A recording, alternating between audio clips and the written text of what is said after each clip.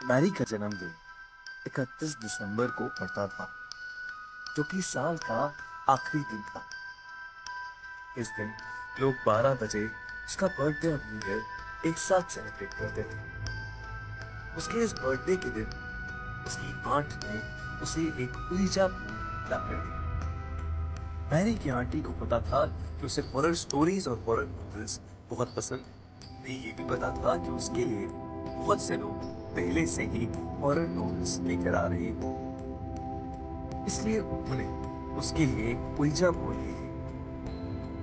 ouija board देखते ही Mary खुशी के मारे चिल्ला उठी और उसे लेकर अपने रूम में भर गई। उसने अपने साथ अपनी एक दोस्त को भी बुलाया। रूम में जाने के बाद वो दोनों लोग ouija बोर्ड के इंस्ट्रक्शंस पढ़ने लगे। उसमें लिखा था कि एक स्पिरिट आने के बाद उसे वापस भेजना बहुत जरूरी है, वरना वो स्पिरिट उस ouija बोर्ड को यूज करने वाले इंसान पर कब्जा कर लेती है। मैरी ने सारे इंस्ट्रक्शंस पढ़े और उसने अपने दोस्त के साथ ouija बोर्ड यूज करना स्टार्ट कर दिया। उन्होंने ouija बोर्ड के ऊपर एक ग्लास रखा और उस ग्लास पे अपनी उंगली और पूछा, क्या यहाँ पर कोई आत्मा है? शुरू शुरू में तो कुछ नहीं, लेकिन कुछ देर बाद कमरे की लाइट्स फ्लिकर करने लगी। ouija बोर्ड का ग्लास राइट साइड पर बने यस की तरफ अपने आप चला गया। वो दोनों लोग बहुत एक्साइटेड हो गए।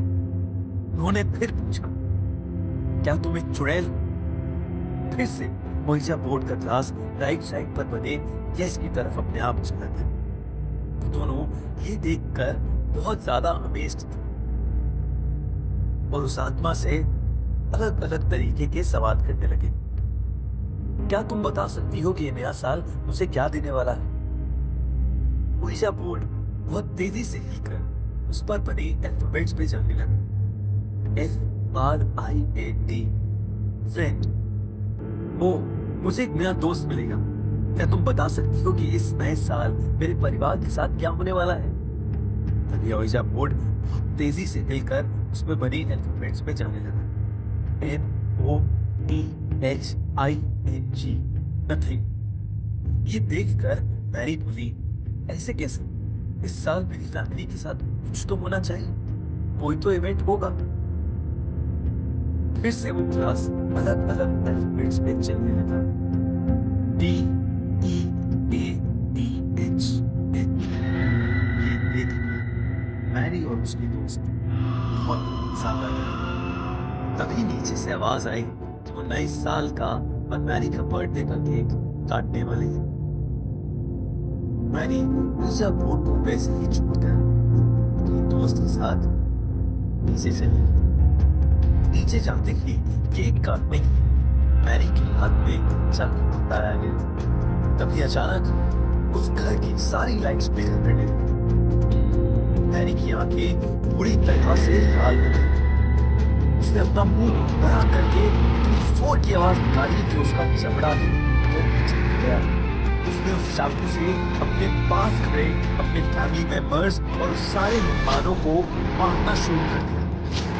तभी उसकी दोस्त चिल्ला पड़ी, हमने उस आत्मा को वापस नहीं भेजा।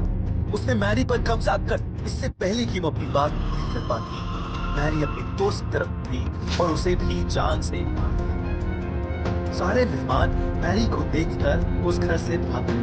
इसके बाद मैरी या जो कोई भी उसके अंदर था एक कमरे में आ गया और उस ouija बोर्ड के साथ खेलने लगा।